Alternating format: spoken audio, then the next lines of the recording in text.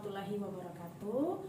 Kami dari CGP Angkatan 11 Kota Palembang dan saya Dwi Rahma dari SD Negeri 242 Palembang.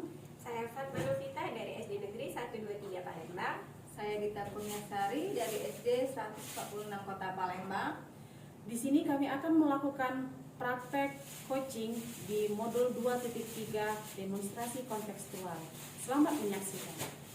Assalamualaikum warahmatullahi wabarakatuh. Oke. Assalamualaikum Bu Dita.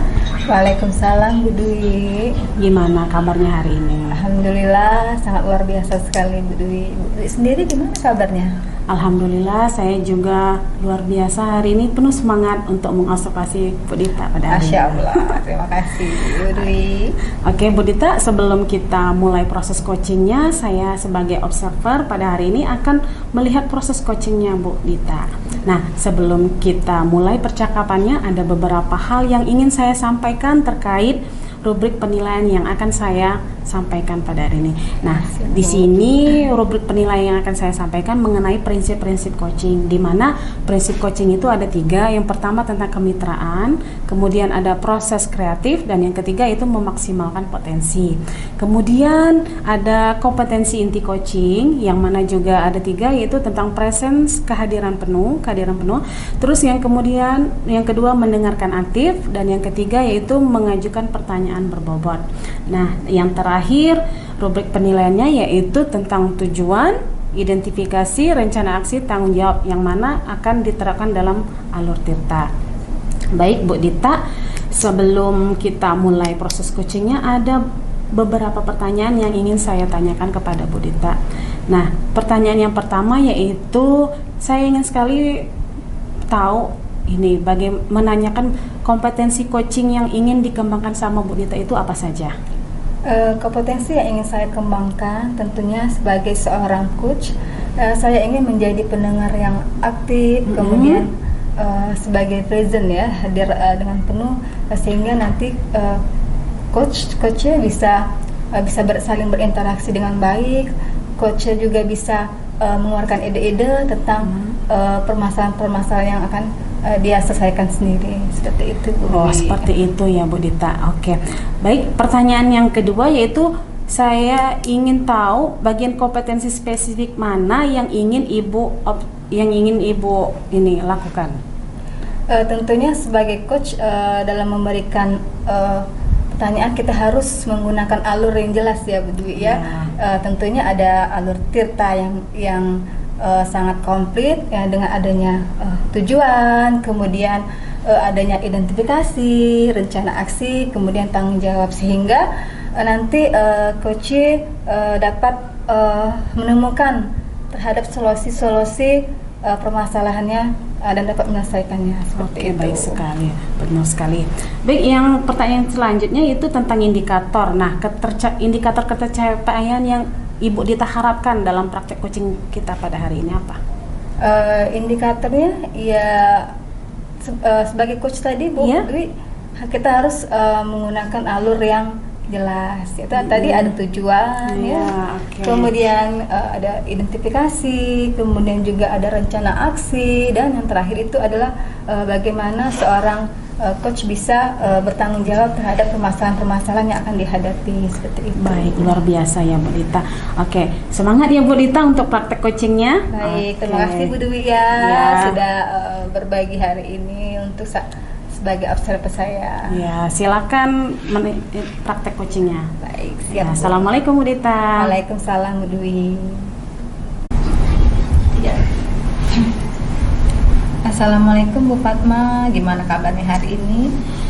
Waalaikumsalam Ibu Dita. Alhamdulillah sehat. Cuma lagi rada-rada bingung ini Bu. Masya Allah. Kira-kira kalau boleh saya tahu apa sih yang sedang Bu Fatma pikirkan, atau apa sih permasalahan-permasalahan yang sedang Ibu Fatma rasakan saat ini? Iya Bu, saya ada sedikit masalah dengan murid saya. Itulah kenapa hari ini dari tadi saya berusaha mencari Bu Dita karena pengen curhat gitu Bu ya. Jadi gini Bu, saya ini ada seorang murid di kelas ya. akhir-akhir ini datang telat terus Bu ke sekolahan. Biasanya nggak kayak gitu, tapi ini udah beberapa hari ini datang telat. Ketika jam pelajaran sudah dimulai, dia baru datang. Seperti itu Bu. Kira-kira Ibu Fatma sudah belum atau menyelidiki apa sih kenapa anak tersebut bisa melakukan hal-hal yang tersebut, bisa datang telat, mungkin seperti itu. Iya Bu, kemarin sudah saya panggil anaknya, saya tanya kenapa sih dia bisa telat. Ternyata penyebabnya itu karena dia suka begadang Bu, jadi tidurnya itu malam, larut malam, gara-gara dia suka main game, katanya seperti itu. Itulah Bu, saya jadi pusing, gara-gara telat tidur akhirnya datang telat juga ke sekolah. Dan jadi sebagai seorang guru terkadang kita menginginkan ya, anak itu untuk bisa datang tepat waktu, sehingga ketika anak-anak itu belajar jadi tidak mengganggu anak-anak lain ketika dia telat sekolah kan. Iya. Jadi saat ini tujuan Ibu Fatma sendiri inginnya seperti apa? Ya, harapan saya anak ini bisa merubah kebiasaannya Bu ya. Ya kalau misalnya selama ini suka tidurnya malam, saya pinginnya dia nggak tidur terlalu larut lagi. Kemudian jangan suka main game, karena dampaknya itu bikin dia telat hadir ke sekolah. Jadi harapan saya tuh dia bisa seperti teman-temannya yang lain lah Bu, datang ke sekolahnya tepat waktu, sesuai jam, dan tidak telat-telat lagi. Kadang itulah harapan kita sebagai seorang guru tentunya Bu ya. Iya, untuk benar sekali. rencana aksi apa yang ingin Ibu Fatma lakukan sehingga bisa meminimalisir anak tersebut untuk tidak datang telat lagi. Iya, upaya-upaya mungkin Bu ya yang akan saya lakukan, saya akan sampaikan ke anak sih mulai esok hari itu mengurangi Bu. Mengurangi kebiasaan dia suka main HP tadi ya, main game katanya. Jadi mungkin saya akan bicarakan dengan orang tuanya nanti ya untuk membatasi waktu. Jadi saya minta pada orang tua untuk membatasi waktu anak ketika sudah pukul 8 malam. Jadi anak itu harus sudah diusahakan tidur, jangan lagi diperbolehkan dia main game atau nonton TV seperti itu. Kemudian orang tua mungkin bisa membantu lah Bu ya, membangunkan di pagi hari ketika anaknya itu belum bangun. Ya sebagai orang tua kita harus membujuk ya, menegur kalau si anak telat. Jadi dengan begitu harapan saya nanti si anak ini tidak akan telat-telat lagi ke sekolah. Baik Bu Fatma ya. Jadi ketika kita membuat suatu rencana Bu ya, pasti ada hambatan-hambatan ya ke depannya kan. Kira-kira hambatan apa sih yang Ibu Fatma sering temukan dalam menangani anak tersebut?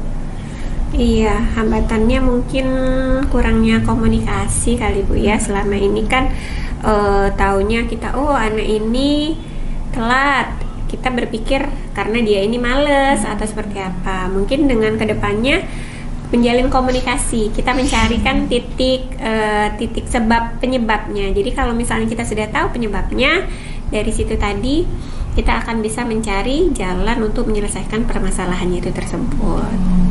Tentunya ada komunikasi yang harus itu penting ya Bu Iya, Fatma ya. benar sekali. Kita harus mengkomunikasikan tentunya dengan siswa, kemudian bisa juga berkolaborasi dengan orang tua gitu. Iya, benar sekali Bu Dita.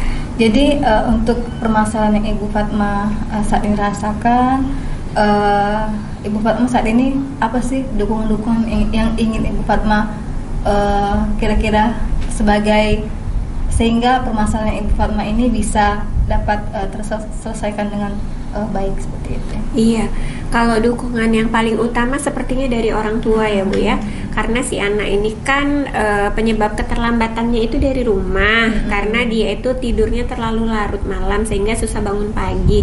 Nah, dukungan yang diperlukan sekali yang paling utama ya dari orang tua atau pihak-pihak yang ada di rumah. Nah, mungkin dari sinilah nanti saya akan komunikasikan kembali dengan orang tua anak, terutama si ibu untuk lebih memperhatikan si anak, karena kalau hanya dari anaknya saja kita harapkan kayaknya susah Bu ya, karena pasti dia membutuhkan orang lain. Nah, di sini yang berperan saya rasa ibunya. Jadi nanti komunikasi atau orang yang paling saya harapkan itu adalah ibunya. Jadi nanti akan saya panggil lagi ibunya, saya komunikasikan dan berusaha mencari jalan keluar untuk mengatasi si anak ini. Tentunya itu adalah faktor yang sangat penting ya Bu Fatma, dengan mengkomunikasikan kepada orang tuanya. Iya, Baik, benar. kira-kira Ibu Fatma kapan sih rencana ini akan Ibu implementasikan seperti itu? Iya, sepertinya secepatnya ya Bu ya, karena kalau semakin ditunda nanti saya takutnya ini justru berlarut-larut dan tidak akan menghasilkan perubahan yang baik. Ya, insya Allah Bu, besok langsung saya panggil aja si anak dan ibunya juga saya panggil untuk segera saya komunikasikan dan mencari jalan keluar dari permasalahan ini. Oke, itulah Bu ya, tadi lebih cepat lebih baik ya, Benar Bu, ya. sekali, Bu. Biar saya nggak pusing lagi Betul. setiap hari ngelihat anak saya telat. Karena itu mempengaruhi sebagai penilaian juga Bu ya. Iya, benar sekali Ibu. Oke Bu Fatma, bagaimana sih perasaan Ibu Fatma setelah diskusi kita pada hari ini? Ya, alhamdulillah Bu, setelah kita berbincang-bincang ya dan berdiskusi, saya merasa lega karena saya menemukan jalan keluar ya. Mungkin kemarin-kemarin saya itu tidak terpikir seperti itu. Saya mikirnya, oh si anak ini males sekali datang sehingga telat terus, bikin saya kesel. Saya sebelumnya belum berpikir bahwa pasti ada penyebab. Nah, hari ini setelah saya berdiskusi langsung dengan Ibu Dita, terbuka Bu pikiran saya. Oh, berarti tindakan itu yang harus saya lakukan. Mudah-mudahan setelah saya mempraktekkan apa yang hari ini kita diskusikan nanti akan berdampak positif untuk murid saya tadi. Insya Allah, tetap semangat ya Bu Fatma. Semoga Siap, Ibu. permasalahan yang Ibu Fatma hadapi saat ini bisa ada jalan keluarnya dan anak tersebut bisa menjadi lebih baik lagi ke depannya. Iya, terima kasih Bu Dita. Ya, sama-sama, hari Bu ini Fatma. sudah meluangkan waktunya untuk Iya, sharing dan sama-sama. berbagi dengan saya. Oke Bu, terima kasih ya Ibu. Assalamualaikum warahmatullahi wabarakatuh. Waalaikumsalam warahmatullahi wabarakatuh.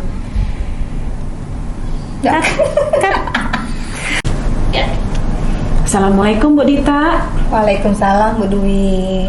Bagaimana tadi hasil praktek coachingnya? Alhamdulillah semua berjalan dengan baik dan lancar. Alhamdulillah. Nah, setelah melakukan praktek coaching tadi, di sini ada sedikit pertanyaan untuk Bu Dita. Yang pertama, apa saja yang sudah Ibu Dita dapatkan pada saat coaching terkait indikator ketercapaiannya? Tadi alhamdulillah Bu Dwi, saya sudah menggunakan alur Tirta, di mana proses coach tersebut ada tujuan, kemudian ada identifikasi, ada rencana aksi dan tanggung jawab, sehingga sebagai coach saya bisa memberikan pertanyaan-pertanyaan yang berbobot dan coach bisa dapat menggali ide-ide terhadap permasalahan yang beliau hadapi. Oke, baik Bu Dita, sudah berhasil ya berarti praktek coachingnya Ya, tadi. alhamdulillah. Iya. Nah, tadi kan sudah berhasil melakukan proses coaching sesuai dengan alur Tirta ya Bu Dita. Jadi ada beberapa catatan untuk Bu Dita, yaitu saya ingin sekali menyampaikan sesuai dengan alur Tirta, yaitu menanyakan tujuan. Tadi kan sudah ada, terus juga sudah mengidentifikasi permasalahan yang ada dalam percakapan tersebut. Kemudian Bu Dita tadi sudah mengarahkan coach untuk merencanakan rencana aksi atau tindakan apa yang sebaiknya dilakukan, dan juga tadi Bu Dita sudah berhasil menemukan rasa tanggung jawab yang ada pada diri coach agar rencana aksi yang akan dilakukannya dapat berjalan dengan lancar. Dan juga tadi saya sudah mendengar percakapan Bu Dita dengan coach bahwa Bu Dita sudah fokus terhadap coach tadi, arahnya di situ Bu Dita sudah ada presence atau kehadiran penuh. Kemudian Bu Dita juga sudah mendengarkan aktif, dan tentunya Bu Dita tadi sudah mengajukan pertanyaan-pertanyaan yang berbobot. Kemudian ya sesuai dengan kata kunci yang disampaikan oleh coach. Wah, luar biasa ya Bu Dita. Apa yang Bu Dita sudah sampaikan tadi pastinya sudah berjalan dengan lancar ya. Oke, mudah-mudahan Bu Dita sukses ke depannya. Amin. Iya. Jadi untuk proses coaching hari ini sudah berjalan dengan lancar, dan semoga ke depannya kita bisa berjalan dengan lancar lagi. Baik Bu Dita, apakah Bu Dita ke depannya apa kompetensi yang Bu Dita lakukan ke depannya? Mungkin yang saya ingin tingkatkan untuk proses coaching kedepannya Bu ya, Mungkin saya akan lebih ingin belajar lebih memahami bagaimana alur tirta itu dengan baik, sehingga nanti kedepannya nanti saya bisa lebih menjadi coach yang baik lagi seperti itu. Ya, wah luar biasa ya Bu Dita. Jadi Bu Dita ingin mendalami lagi ya. Nah, supaya lebih baik lagi ke depannya. Baik Bu Dita, terima kasih sudah melakukan sesi tanya jawab ini dalam melakukan observasi. Terus saya akhiri sampai di sini. Terima kasih Bu Dita. Sama-sama Bu Dwi. Assalamualaikum Bu Dita. Waalaikumsalam warahmatullahi wabarakatuh.